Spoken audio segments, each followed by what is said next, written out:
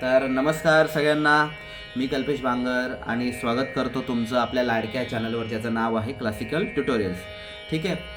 Last लेसनमध्ये आपण राग भूपची प्रारंभिक ओळख बघितली आणि त्यामध्ये आपण राग भूप आरोह, अवरोह आणि पकड या 3 गोष्टी बघितल्या.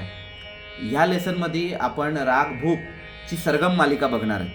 सरगम मालिका किंवा लक्षण गीत हे काय असतं की त्या रागाची ओळख पटवून देण्यासाठी किंवा त्या रागातली जास्तीत जास्त माहिती आणि जास्तीत जास्त तो राग आत्मसात करण्यासाठी आपल्याला सरगम प्रॅक्टिस म्हणून दिली जाते. ठीक आहे.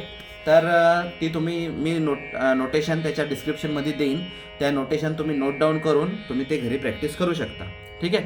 आपण चालू करूया. मी स्केल काळी 4 घेतलं आहे.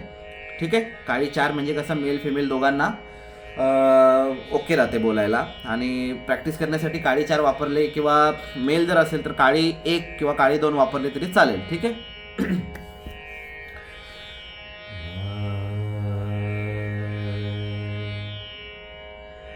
पहिले आपण रागाचे आरोह, अवरोह आणि पकड बोलू आणि त्यानंतर लगेच सरगम गीत चालू करू. ठीक आहे.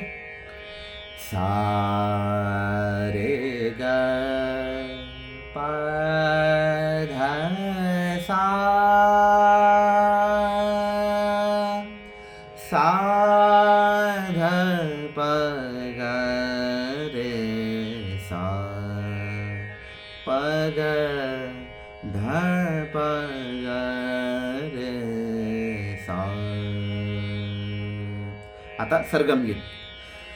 ग प ग रे सा रे ध सा ग ग रे ग प ध, ग प ग रे सा रे ध सा ग ग रे ग प ध, ग ग रे ग प ध सा ध प ग रे सा रे ग ग रे ग प ध सा ध प ग रे सा रे ग प ग रे सा रे ध सा ग ग रे ग प ध, ग प ध सा सा, सा रे ग रे सा रे ध सा ग प ध सा सा, सा रे ग रे सा रे ध सा ग रे सा ध रे सा ध प सा सा ध प ग रे सा रे ग रे सा ध रे सा ध प सा सा ध प ग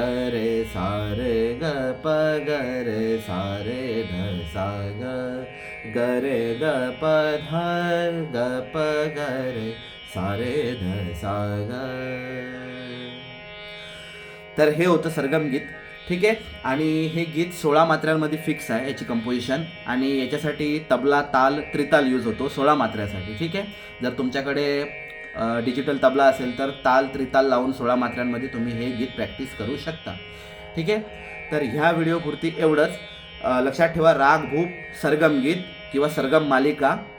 ठीक आहे. किंवा लक्षण गीत पण बोलू शकतो, पण लक्षण गीतमध्ये बोल असतात, अशी स्वरमालिका नसते. ठीक आहे. तर ही राग भूपची स्वरमालिका होती. तर ठीक आहे, या व्हिडिओपुरती एवढंच.